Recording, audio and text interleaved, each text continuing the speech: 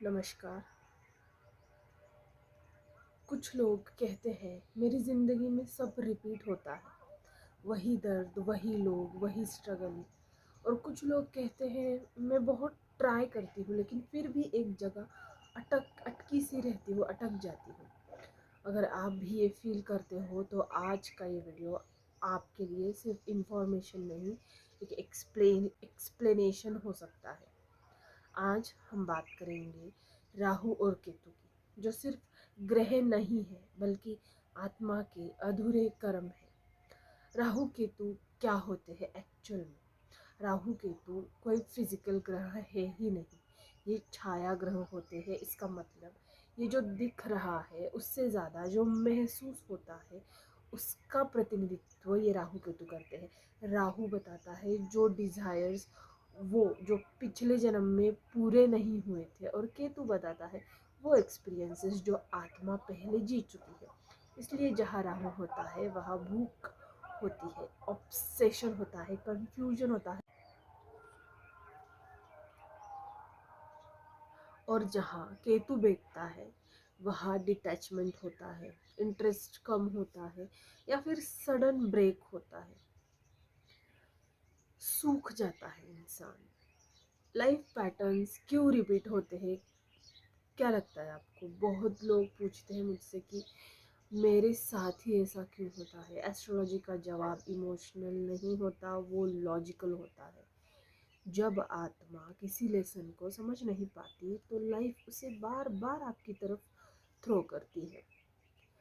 For example, आप same type के partner, same type के रिलेशनशिप में बार बार आओगे, बार बार करियर में ब्रेक होगा, ट्रस्ट इश्यूज होंगे, रिस्पॉन्सिबिलिटी बचपन से, मतलब ये सारी प्रॉब्लम आप फेस करोगे। ये पनिशमेंट नहीं होता, ये रिमाइंडर होता है कि इस पे वर्क करो। राहु केतु सोल डायरेक्शन आपको देते हैं, उनको समझो, उनसे डरो मत। राहु केतु हमेशा, कभी सोचा है क्यों हमेशा 180 डिग्री पे अपोजिट होते हैं? इसका मतलब एक तरफ पास्ट है, एक तरफ है future. Ketu comfort zone of soul होता है और Rahu growth zone of soul होता है।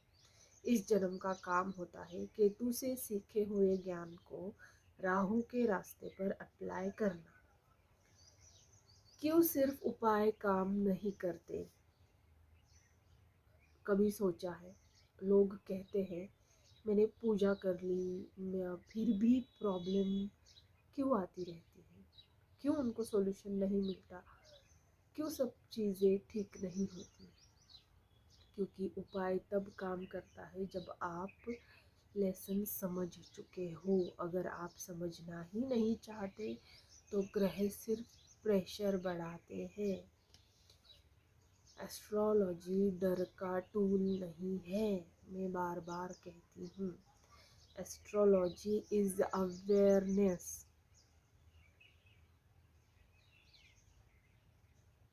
जैसे ही आप ये मान लेते हो कि हाँ ये मेरी कार्मिक जर्नी है, वैसे ही रेजिस्टेंस कम होने लगता है।